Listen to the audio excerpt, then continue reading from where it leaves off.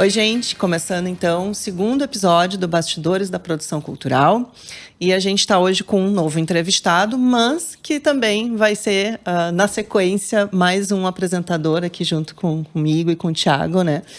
Então, Pedro, boa noite, bem-vindo. Bem-vindo como entrevistado e bem-vindo também ao programa, né? Boa noite. Eu sou a Nathalie Weber, sou uma mulher mestiça, de cabelos ondulados, castanho escuro, na altura dos ombros.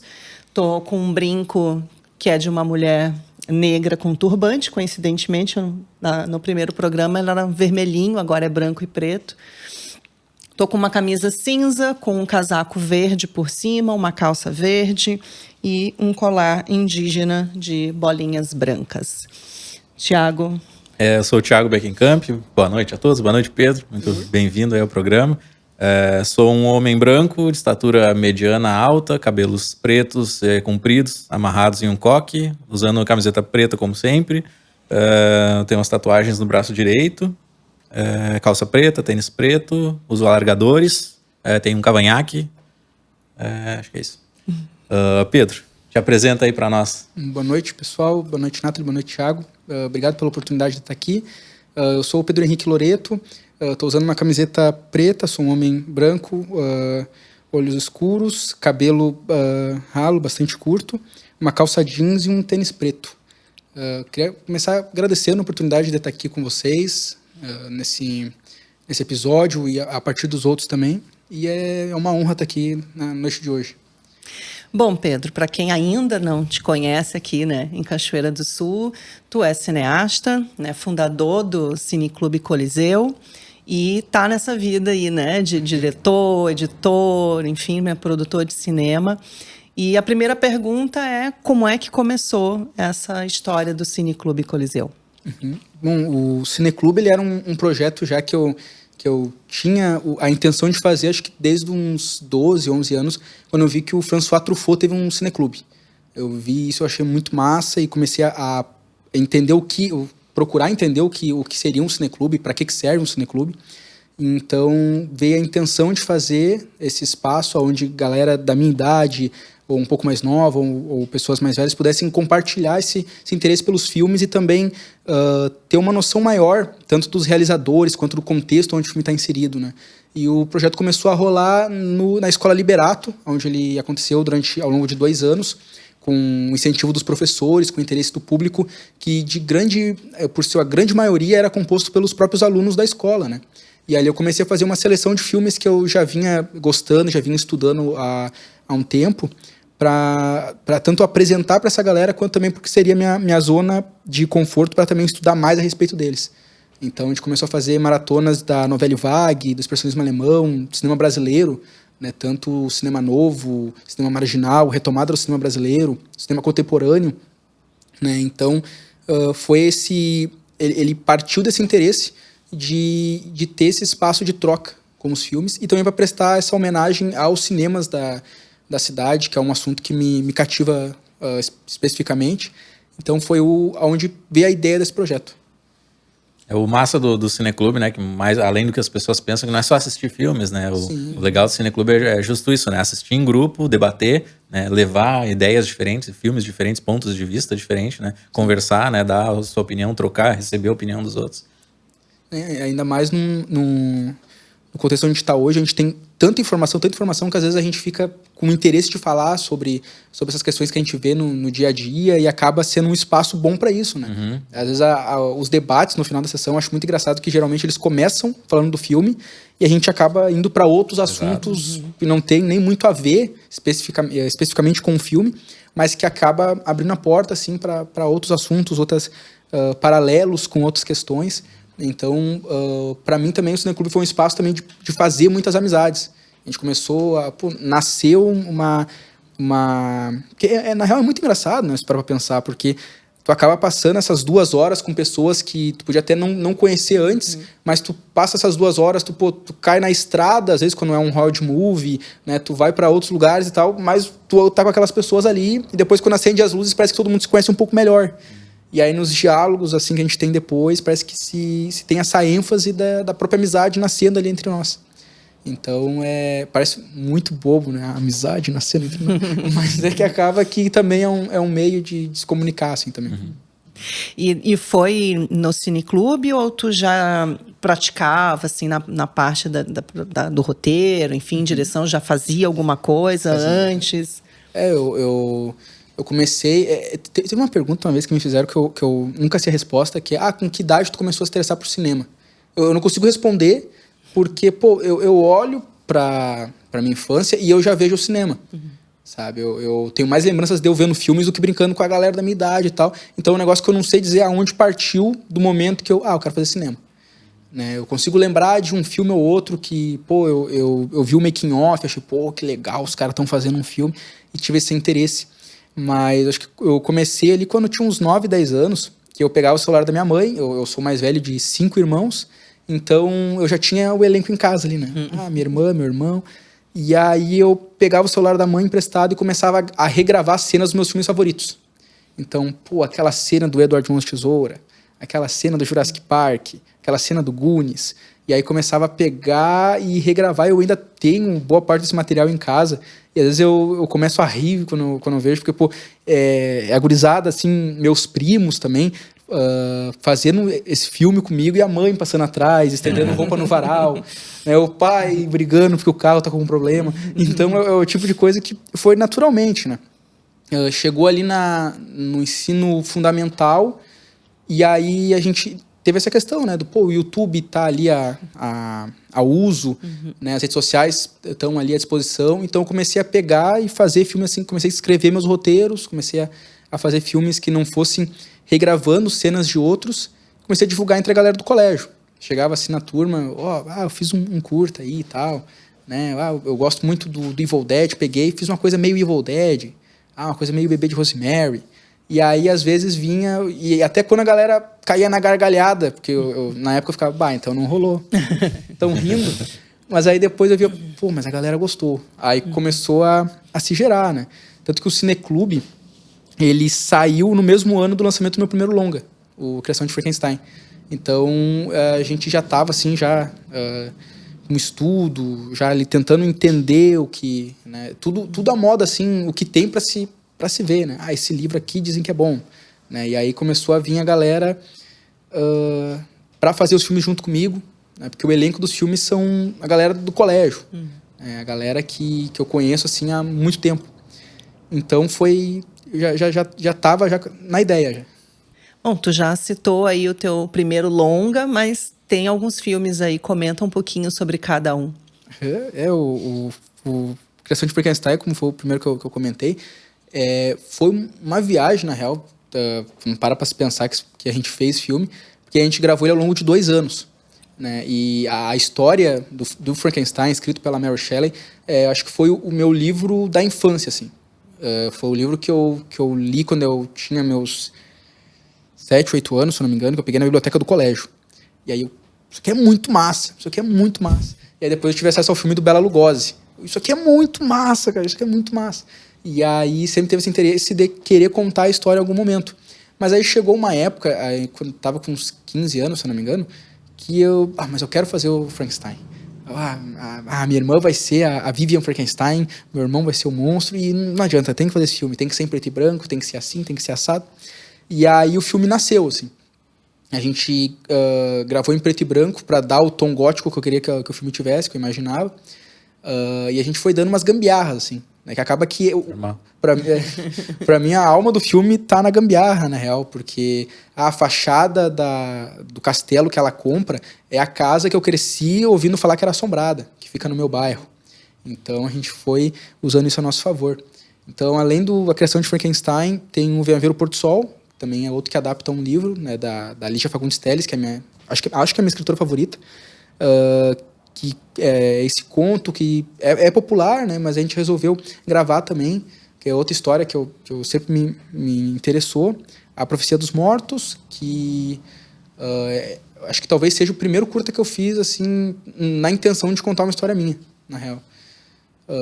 o Olhos Atentos, que é um filme... Esse filme tá uma novela, né? Porque eu já considero ele pronto, mas eu tô fazendo ela há 3 anos.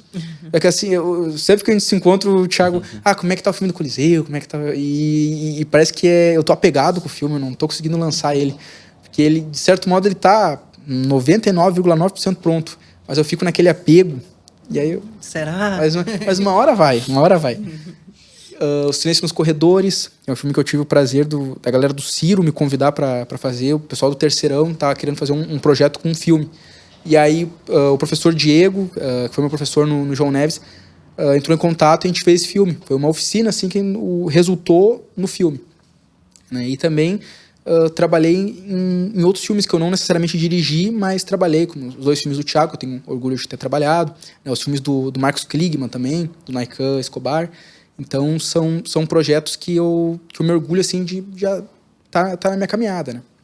Cara, eu fiquei pensando aqui, né, como é legal, tipo, né, como ele cita que começou cedo, né, não sabe quando começou, né, cinema a vida inteira, e tipo, eu fiquei relacionando com a minha vida, assim, do lance de tu não saber quando tu teve vontade de fazer cinema, tipo, sempre teve ali, sempre, e é engraçado a gente ver como é importante a referência, a divulgação de material regional e tudo mais. Sim. Porque, tipo, no meu tempo não tinha muito isso, né? Claro, tinha cinema gaúcho, tinha aquela coisa toda, mas não era uma coisa que tinha tanto acesso, tão fácil acesso. Eu lembro que quando eu era piá, tinha, tipo, os curtas gaúchos que davam na RBS. Isso despertava o interesse e tal, mas ainda era uma coisa distante. A gente não via pessoas fazendo cinema no interior, aquela coisa toda. Então, pra mim, foi um negócio que foi despertar meio tarde, né? Tipo, eu sempre gostei de cinema, sempre assisti, né? Desde pequeno, né? Mesma coisa que tu, assim. Mas foi lá, eu já tava na faculdade, assim, quando eu, do nada, assim, um amigo me falou, tipo, a gente gosta tanto de cinema, por que a gente não vai fazer uma faculdade de cinema? Eu pensei, caramba, é verdade, dá pra fazer, né? Eu nunca tinha pensado, né, em fazer cinema no interior. Porque eu sempre tive na minha cabeça que eu queria morar aqui, eu não queria ir pra uma capital e tal, né? E aí eu pensava assim, né, tipo, se eu quisesse fazer cinema, eu ia ter que ir, no mínimo, morar em Porto Alegre, né? Aí, por isso que nunca levei muito a sério, assim. Né? Então, tipo, como é importante isso, né? Tipo, eu não conhecia referências do interior e tal, referências de se fazer cinema fora de uma capital, né? Então, muito tarde que eu fui despertar pra isso. Então, pra gente ver como é importante isso, né? Tipo, né, a gente saber que isso é feito, então as crianças podem crescer pensando, então quem sabe eu posso fazer também, né? Até uma possibilidade de profissão. Exato. Às não vezes, só um hobby, né? Às vezes parece um negócio tão distante, né? Uma coisa... a mãe conta um negócio, até a mãe que não me deixa mentir, deve estar vendo isso.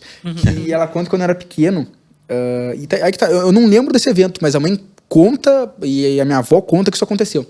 Que eu era muito pequeno e ela perguntou e tal, em algum momento, alguma ocasião, ela perguntou o que eu queria fazer. Eu falei, eu quero fazer filme. Eu passava o dia todo vendo filme, eu quero fazer filme. Aí a mãe, aquele pé atrás, mas... é uma coisa difícil, né? Uma coisa... Tem que ir pra Hollywood pra fazer. Aí a mãe dizendo que eu, muito desaforado, respondi... Hollywood é logo ali. Sabe? Então, às vezes é o único parâmetro, né? Às vezes o próprio cinema brasileiro, a gente acha que... São Paulo, Rio de Janeiro... Sendo que o Brasil produz cinema em todos os seus estados. E isso, na real, eu acho muito interessante, porque ver um filme produzido no Rio Grande do Sul é uma experiência completamente diferente do que tu ver um filme produzido em São Paulo, no Rio. Cada região tem muita característica, assim, né? Sim. A gente pega um filme do Jorge Furtado e um filme do Kleber Mendonça Filho, são 2 universos completamente diferentes. Né, E isso é muito importante, né? Agora eu vou entrar na parte das políticas, né? Quando a gente trata de política cultural, né? De financiamento público e tudo mais, isso foi um passo que se deu, assim, evolutivo, no sentido de entender que tem essa característica específica de cada região, o modo de fazer. Eu lembro que eu gostava muito de filmes brasileiros ali do Nordeste, filmes pernambucanos, e que isso não ganha notoriedade, né? Muito difícil, porque ele tem uma característica, ele tem um sotaque carregado, eles realmente traduzem, mostram o que é a realidade daquele território, daquela região, né? Assim como o Rio Grande do Sul, né? Essa coisa até mesmo da linguagem, né? Como é isso, né? Acaba massificando, como a gente vê na TV, que a língua, né? A linguagem, as expressões, elas acabam sendo neutras, né? Tu não pode falar uma expressão regional, tu não pode falar uma gíria regional. Tem que ser realmente aos moldes, ao modelo mais centro do país, para ter essa aceitação, digamos assim, né? Então, foi uma conquista, digamos assim, né? Para o cinema, principalmente, manter a sua regionalidade, com a sua linguagem, com toda com a sua personalidade, né? E também, tu falando me fez pensar numa coisa que eu vi esses tempos, de um amigo meu falando, mas agora o cinema brasileiro tá em moda. Que bom, tá na moda, que bom, opa, que legal. Já era a hora, né? Né, agora com tudo isso que a gente viu esse começo de ano, né, o Ainda Estou Aqui, é muito bacana ver, tu abre um Instagram, a galera da minha idade, galera mais nova, fazendo edição, vídeos editando cenas de outros filmes brasileiros, e aí vem, cara, O Homem que Copiava, Pacarrete, A História da Eternidade, Amarelo Manga, né, filmes de cantos diferentes do Brasil, e que é bacana ver o Brasil se vendo na tela, né, e é bacana às vezes quando eu vejo um filme, por exemplo, com meu pai, com a minha mãe e tal, com algum amigo, e às vezes a gente escuta, né? Pô, isso é muito Brasil. Tem alguma característica que a gente consegue se conectar com o cotidiano. Isso é muito Brasil, cara. É claro, é um filme brasileiro. Representa o Brasil mais que samba e futebol. Mais que samba e futebol. E, Pedro, a gente teve aí nos últimos 2 anos, né, um avanço significativo aqui em Cachoeira do Sul, né, a começar principalmente pelo cinema, por conta da Lei Paulo Gustavo, né, que descobriu talentos, né, que algumas pessoas não sabiam que trabalhavam como atores, atrizes, enfim, e até mesmo pessoas que nunca tinham realmente atuado, mas que ali chegou na hora na frente das câmeras e descobriu aquele talento. Nesse período, tu ainda não podia participar como proponente, né? Pela idade e tudo mais, mas tu acabou trabalhando em alguns projetos e agora sim, agora tu já passou. E aí eu fiquei imaginando, pensando nessa maturidade tua também em relação à idade, que a partir de agora tu vai conseguir encaminhar de fato os teus projetos próprios, né, no teu nome e tudo mais, e essa maturidade, entre aspas, que a gente está tendo na cidade no sentido da cultura mais profissional, mais qualificada, claro, por conta de recurso, não porque não tinha, né, profissionalismo ou qualidade, mas é que agora tu tem melhores condições, né, com recurso, de ter um equipamento melhor, de poder pagar um cachê bacana, de ter, enfim, tu ter essa qualidade técnica, né, a partir desses financiamentos públicos, né? Como é que foi para ti participar das oitivas, né, e ter essa transição agora, agora o negócio vai ser mais profissional para mim também. Foi muito louco a começar pelas oitivas, porque eu lembro da primeira oitiva que eu fui, fiquei sabendo que tinha lei, antes de eu ouvir falar que ia vir pra Cachoeira. Vai ter a Lei Paulo Gustavo, bacana, legal, importante. Aí quando vi no jornal que ia ter as oitivas, eu comecei a frequentar. Eu lembro a primeira oitiva que eu fui, a segunda, começou aí, eu saía meio deslumbrado assim, porque eu via, cara, pô, na real, vocês dois eu conheci nas oitivas, eu comecei a ver, caramba, mas eu achei que eu era o único que fazia cinema, sabe? E não sou, pô, tem mais pessoas que trabalham com isso. E aí também me ajudou, nesse primeiro momento, a tirar aquela imagem que eu tinha de, peixe fora d'água. Que é colégio, assim, o que tu quer fazer? Quer ser advogado? Quer ser médico? Aí eu, cinema? Era um negócio meio... Então, nesse primeiro momento, já me deu esse ar, assim, de quase... Não vou usar a palavra acolhimento, embora caiba, é uma palavra cabível. Esse acolhimento, assim, e também, que nem tu falou, que não é que não tinha profissionais, é que tava faltando essa lei, né? E eu tô, de fato, agora, uma etapa importante é começar a estudar os editais, começar a entender como funciona, porque não adianta, é ali o meio de se produzir, né? Para fazer os filmes que eu fiz até hoje, foi de uns jeitos muito... é história para contar, né? Por exemplo, eu faço bicos de garçom, aí o cachê, o valor do serviço de garçom de noite dá para pagar 2 cachê. Tá? Os 2 atores do Venha Ver o Pôr do Sol, por exemplo. Aqui, ó. Vai dar para comprar um cartão de memória para botar no celular para gravar. Então, foi desse jeito assim que acaba que não adianta, não é muito eficiente conseguir fazer os filmes, mas chegava uma hora mas não tá legal. Isso é muito legal, né? Tipo, como experiência, quando tu é jovem, né? Quando tu tá... Sim. Até um isso todo mundo faz.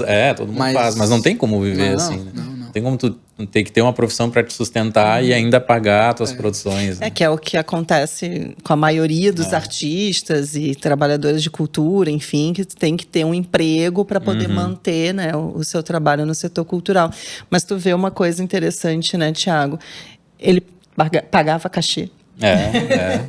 Isso é a novidade em Cachoeira, porque a gente, infelizmente, né, claro, quando é um grupo que se reúne e tal, e a galera quer fazer, e vai fazer o seu produto e tal, mas a gente tem aí um setor privado e até mesmo público, né, que historicamente não gosta muito de pagar cachê, né, e quer que a coisa aconteça. Troca de divulgação.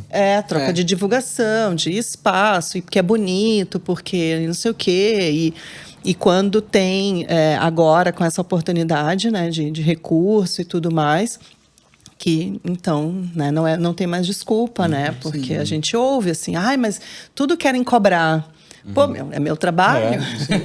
Né? Então, isso é muito importante que tu colocou agora, né? Mesmo isso, de forma, entre aspas, amadora, né? Iniciante ali, jovem e tudo mais, tu te preocupava em pagar um cachê, né? Claro. Assim, e isso, eu acho que talvez não diretamente ou não de propósito, assim, mas isso acho que fortaleceu bastante o teu trabalho para que tu mantivesse um grupo ali, né, que queria fazer, que batalhava junto, né? Pode ser isso? Creio que sim. Eu nunca tinha parado pra pensar nisso, na verdade. Nunca tinha parado pra pensar. Mas a gente tem a galera que é muito parceira, assim.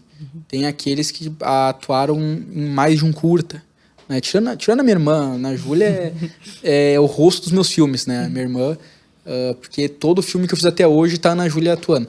E tanto que da família, eu acho que a Mana que vai querer, acho que, seguir essa caminhada, assim. Claro, nunca venho com essa ideia, assim, né?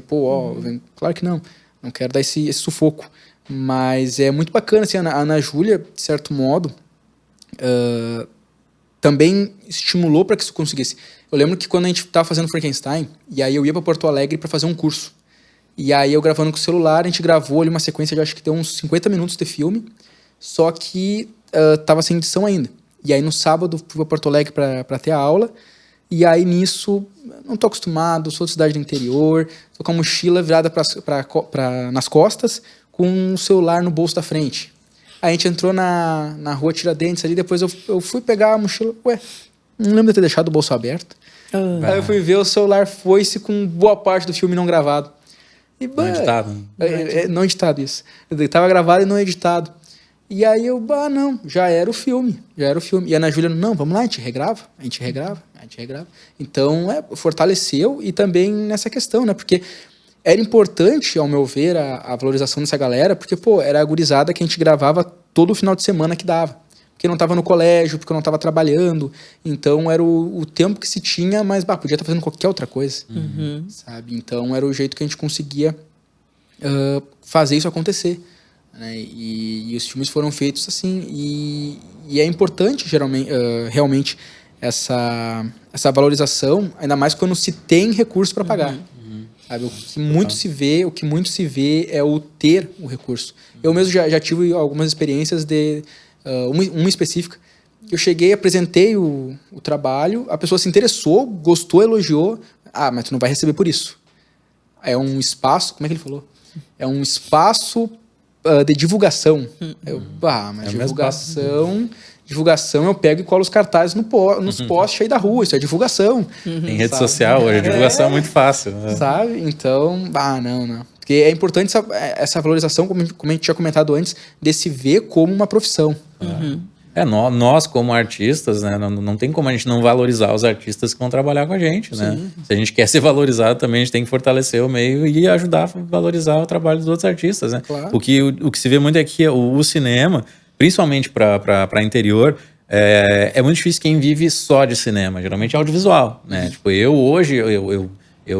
boa parte até do meu sustento vem do cinema, mas ainda tem a publicidade, ainda tem videoclipe, tem outras coisas, assim. E uma coisa que a gente vê, principalmente no meio mais publicitário mesmo, é que tem a valorização maior. Primeiro são, sabe, despesas e equipamento e aluguéis, não sei o quê. Depois o que sobra pro cachê, né? Tipo, eu não posso, sabe, contrata a pessoa, pô, eu não posso te pagar tanto porque a gente já gastou, né, 100 mil aqui no... Aí, poxa, por que não colocou como prioridade, então, os profissionais que vão trabalhar? E isso não só como atores, sabe? Eu já passei muito por isso, assim, de me chamarem para projetos com muito orçamento, assim, a gente só pode pagar tanto, né, porque a gente já gastou tanto. Mas como assim? Sabe? Tu quer que eu seja responsável por tudo isso, né, que teve todo esse investimento e tu não vai conseguir me pagar nem o mínimo ali do... E também, acho que isso vem também dessa dificuldade que as pessoas têm, às vezes, de pagar a pessoa.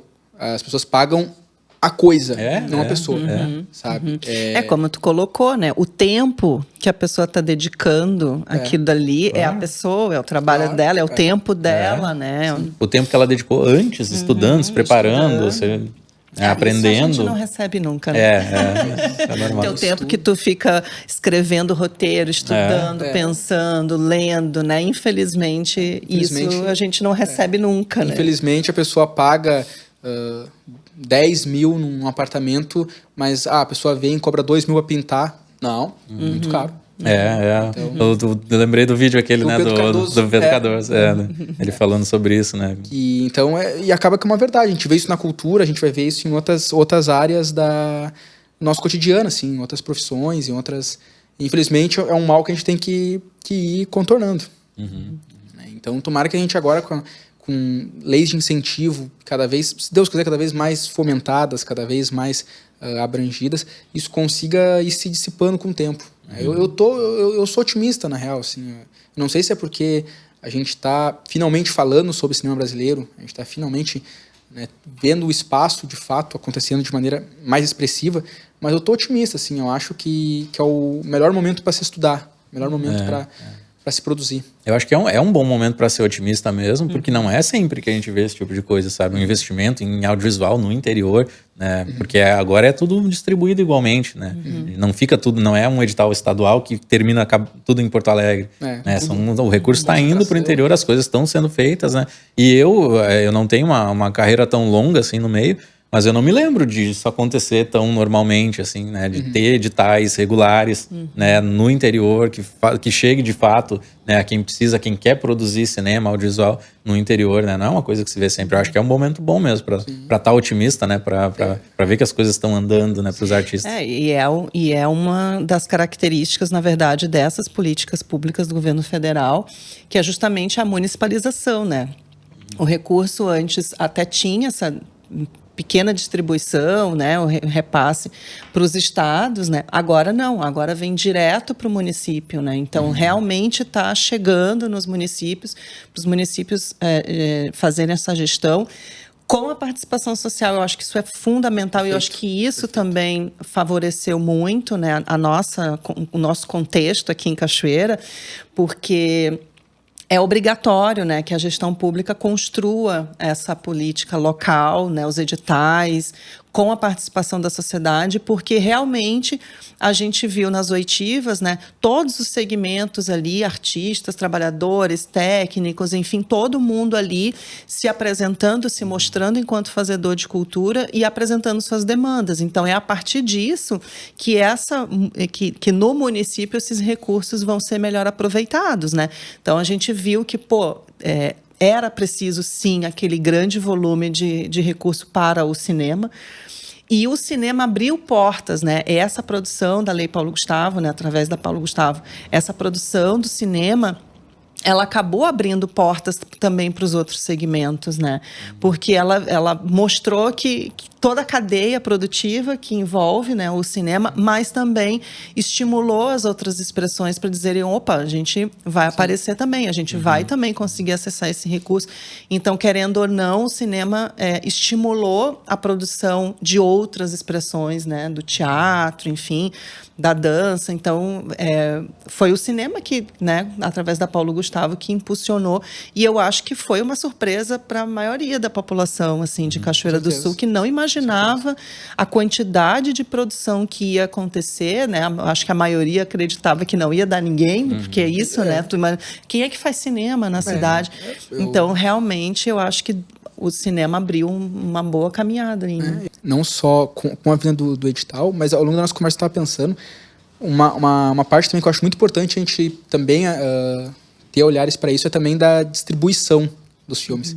Né? Porque ao longo do tempo a gente vê que existe muitos filmes incríveis no Brasil, só que acaba que a gente não tem, às vezes, falta o norte de ver, olha só, esse filme aqui é muito bom, a recomendação deles, né? Muito filme bom brasileiro eu acabei descobrindo de ir num brechó e ver o DVD. Aí, me chamou atenção, tem tal ator, tal atriz, e aí tu bota pra assistir, meu Deus, o filme é excepcional. Né? Então eu acho também importante a divulgação, né? Eu acho importante a distribuição, de conseguir fazer os filmes chegarem às salas, né? Meios de acesso, né? Agora, enquanto a gente está gravando essa nossa conversa, tá tendo o filme do Ney Matogrosso, por exemplo, que está contando com vários números de salas ao longo do... Dizem que eu tô me roendo para ver. Eu sou muito fã do Secos e Molhados, e aí... É bacana se a gente conseguisse ver filmes que também não tem o alicerce que esse filme teve, né? Filmes às vezes mais independentes, filmes com menos recursos ainda, tendo também essa façanha, né, de ter 10, 11, 15 salas de cinema ao mesmo tempo, com 2 horários por dia sendo exibido, né, com lugar na grade para ser exibido. Então acho muito importante também a gente ter esse olhar de conseguir fazer esses filmes serem assistidos. Isso também está sendo discutido já há alguns anos, mas agora parece que a coisa está se encaminhando efetivamente, né, dessa questão, né, dos espaços de exibição nos streams. Então, agora saiu a regulamentação, então é bom também já se atualizar do que está, das conquistas, né, que está tendo também nesse setor, e muito por resultado, né, dessa visibilidade que o cinema brasileiro está tendo também fora do país, né? Sim.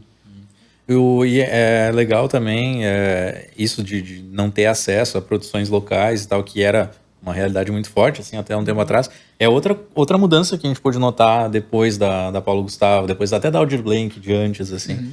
Porque agora, as pessoas que fazem os seus filmes, né, através das leis de incentivo, elas têm um pouco mais de facilidade, assim, de chegar no cinema e exibir o seu filme. Né? Tipo, isso até um tempo atrás era bem mais complexo, né? Eu lembro quando eu comecei na faculdade, só fiz meu primeiro curta e eu fui em Santa Cruz lá, não era bem assim para te conseguir passar um curta-metragem no cinema, sabe? Porque, claro, né, é uma empresa, né? Tem todo o lado de que, né, não vai poder cobrar ingresso para um curta, porque ninguém vai pagar ingresso para ver um curta, sabe? Aí, tipo, mas vende, né, pipoca, vende refrigerante, mas não vai ter tanto público, sabe? Então, geralmente, eles tinham uma resistência maior. Só que depois das leis, foi muita produção, com muita qualidade e tal, e os cinemas estavam enchendo, né, da galera que ia para ver essas produções locais. Né? Então agora parece que é muito mais acessível, né? Tu chegar no cinema e pedir para passar um filme. Sim. Há pouco tempo a gente eu participei da produção de 2 curtas em Lajeado, e aí eles foram feitos através da Paulo Gustavo também, né? E a contrapartida é que houvessem exibições, né? Exibições públicas, gratuitas, né? Que é o padrão da Paulo Gustavo. E o pessoal lá, eles começaram a organizar, né? A gente pode passar ali, pode passar em tal lugar, não sei o quê. Aí eu perguntei, e no cinema, né? Não dá pra passar no cinema? Eles falaram, o cinema aqui é muito difícil, aqui não tem como, né? A gente chega lá, eles nunca querem e tal. Só que aí o tempo passou, alguém entrou em contato e eles conseguiram passar no cinema. Sabe? Tipo, a coisa mudou, né? Alguma coisa ali mudou. Sim, né? Eles começaram a ver que existe uma movimentação, que tem, né, muita gente envolvida, tá movimentando dinheiro também, né? Porque é uma engrenagem também que movimenta, né, a economia local. Né? Então a gente vê mudanças em aspectos que às vezes a gente não pensava antes também, né?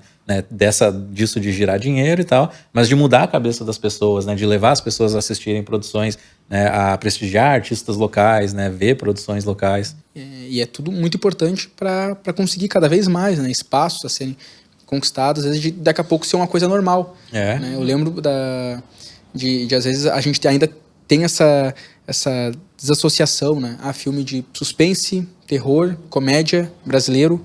Né? Eu sonho com o momento que a gente possa ter o filme brasileiro como participante de outros gêneros. Né? Porque o Brasil também produz muito cinema de gênero. Né?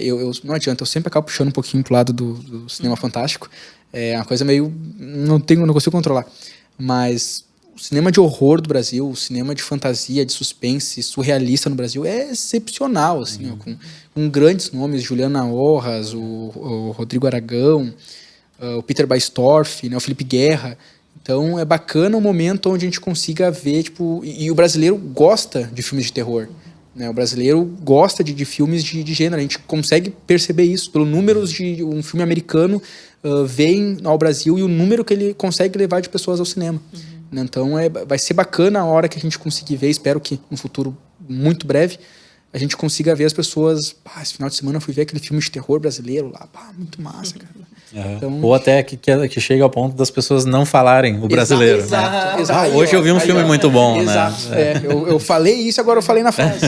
Então, a gente consiga ver, um filme de terror muito bom, tal.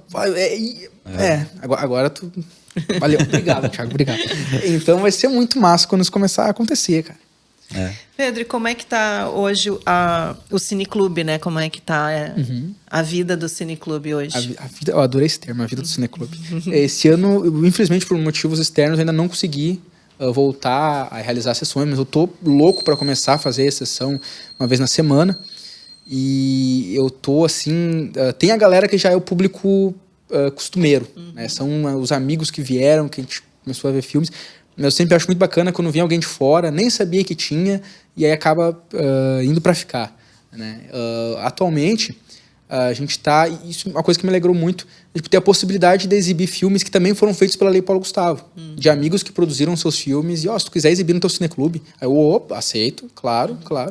Então vai ser bacana também, que às vezes é o modo de trazer o filme para a cidade. Né? E também eu acho muito importante fazer sessões, mostras de cinema, que também seja de um modo a descentralizar. Às vezes de conseguir chegar... Porque o projeto já nasceu assim, né? O projeto nasceu numa sala de uma escola pública. Então eu acho bacana. Claro, escolas, rede privada, ter esse tipo de atividade também é muito importante. Mas eu acho bacana a gente começar a fomentar, a gente ter essa atividade, às vezes para a gurizada de 11, 12 anos, que a gente começou falando sobre isso, né? De ter uma noção que isso é a tornar mais palpável a sua realidade, né? Então, acho que o Cineclube, eu acho isso muito importante, na verdade, de trazer do público infantil, público pré-adolescente, para justamente a formação de público, né? Que às vezes é o momento onde tu consegue fazer alguns preconceitos com o cinema brasileiro não continuarem. Então, eu acho muito importante. É formação de público e, às vezes, consequentemente, formação de possíveis profissionais também. Também. Estimular a galera, mostrar que é possível fazer, né? Acontece muito, né? Quando a gente vai falar, tu também costuma, né? Que nem eu, ir em escolas, né? Sim. Apresentar filmes e falar com a gurizada, assim. E sempre aparece alguém que fala, acho que eu também quero fazer, né? Como é que faz para participar, para aparecer num filme? E pelo cinema ser uma arte muito coletiva, ser arte que une as outras artes, às vezes o cara... música. Mas, tipo, no cinema tem alguma coisa que desperta. Desenho, sabe? Revistas em quadrinho. Então, acaba que o cinema tem essa coisa que eu acho muito bonita de estimular a arte de um modo geral, sabe? Isso é uma coisa que me emociona muito no cinema, assim, de que, às vezes, é a trilha sonora de um filme que te cativa e daqui a pouco o cara, eu quero fazer trilha sonora para cinema. Porque o cinema não nasceu tendo o cinema como referência. O cinema começou a ser feito por artistas plásticos, por músicos, por desenhistas, né? E a gente falando a respeito disso, né? Por exemplo, o Jorge Méliès era mágico, né? E vê o embrião do cinema e começa a fazer seus filmes ali, fazendo os truques de mágica que ele conseguia fazer com o cinema, né? Através do corte. Técnicas de palco, né? Através de técnicas que ele já conhecia, aprimorando com a câmera. Então, é bacana ver, e principalmente na molecada. Né? Então, eu faço às vezes... outra coisa que eu gosto muito com o cinema é a palestra. Eu já falo pra caramba, naturalmente. Então, quando eu vou fazer uma fala a respeito de cinema, eu fico em êxtase. É que a gente... Não adianta, né? A gente vai falar sobre o que a gente gosta e só vai, né? Quando vai, acabou o tempo. A gente se reúne, às vezes, numa mesa pra conversar e daqui a pouco, eu vi tal filme. E acaba que vai. Vai ver, são horas de assunto. Mas e aí, Pedro, o que tu tem para contar pra gente dos teus projetos aí, o que tu tá desenvolvendo? Se tem alguma coisa planejada para as leis de incentivo, né? Tem alguma coisa que já estava fazendo, alguma coisa que tá só na ideia ainda, que tem para nos contar aí? Para os editais ali eu tenho aqueles roteiros que eu já tô deixando mais perto de mim, já tô dando os últimos tratamentos ali que eu quero apresentar com o projeto. Recentemente eu concluí um projeto que é um filme coletivo, né? O Peter Baistorff e o Jonathan, do Batata Filmes, me convidaram para fazer um filme colaborativo que reúne 21 cineastas que fazem cinema de gênero fantástico no Brasil com seus filmes, né, e eu fiz um segmento desse filme, né, o Tropical Solve, que tá para ser lançado agora entre agosto desse ano. E foi uma realização muito, muito massa, assim, eu fiquei muito surpreso, porque, pô, sou fã do cara, agora trabalhei com ele. Então foi um último projeto, assim, que eu fiquei muito, muito feliz de ter acontecido. Tem o Olhos Atentos, que tá para lançar, eu juro que vai lançar ainda. Tô fazendo esse filme com cautela, assim. Então sempre tem esses projetos, assim, que a gente, né, às vezes carrega por anos, como, um dia eu vou fazer esse filme, né, um dia eu vou fazer esse filme. Então sempre tem um projeto ou outro na manga. A gente é assim mesmo. Sempre querendo, né? Falta o recurso. Quando tem recurso, a gente faz. Bacana, então, Pedro, muito obrigada. Agradeço. Claro, assim, a gente já vai avisando que o Pedro tem uma agenda, assim, complicada esse ano, né? Então, mas a gente vai sempre articular para que ele esteja junto com a gente aqui na apresentação também. Então, seja bem-vindo de novo. Obrigada, Thiago, por mais uma. Valeu, Nath. E a gente se encontra, então, no próximo mês. Valeu, até mais. Valeu.